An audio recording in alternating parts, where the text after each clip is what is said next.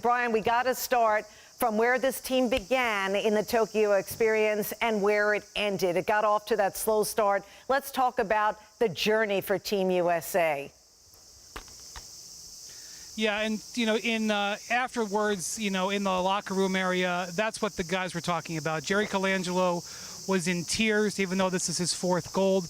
Draymond Green, who's won 3 NBA titles and, of course, won the 2016 gold, said this was so much tougher because of the crazy chemistry, rushing to get here, rushing players over on planes the day of the first game, all of the restrictions that made it so hard. And, frankly, this was a really difficult opponent. The French have a team that creates problems for the U.S., and we saw that in this game at times, but they overcame it.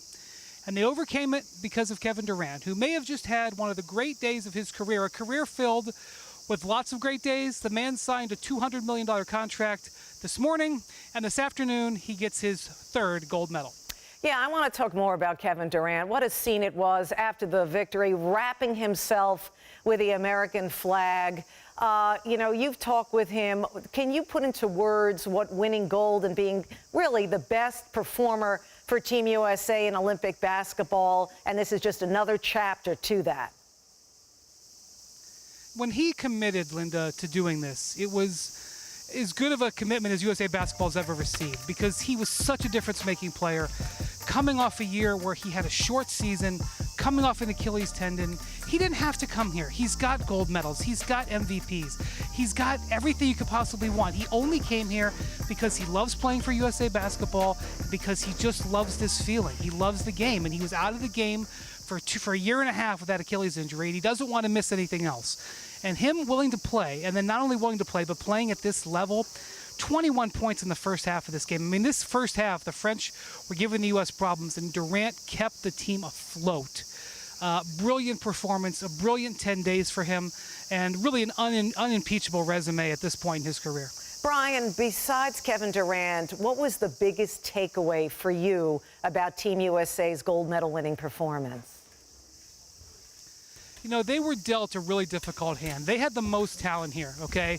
But the thing about it is that their talent level was reduced because they just hadn't played together. If you went back and watched the first game they played against France from just 2 weeks ago, you wouldn't even recognize the team to now. And so while they always are going to be the favorites, the other team's continuity, I know that you hear about continuity all the time, the other teams have an advantage, but in this particular set of circumstances where there was no practice, no run-up, no opportunity to get to know each other, that was really something that they had to overcome.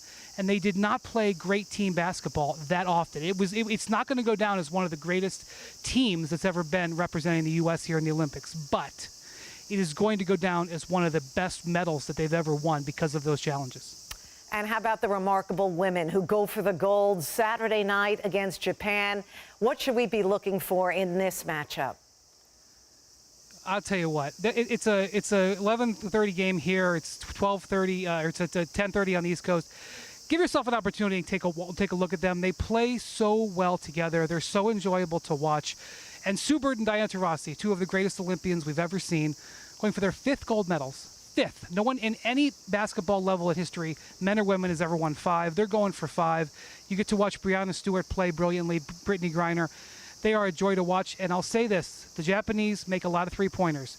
It's a classic upset situation we see in March Madness. They could hit 15 threes. They are playing at home.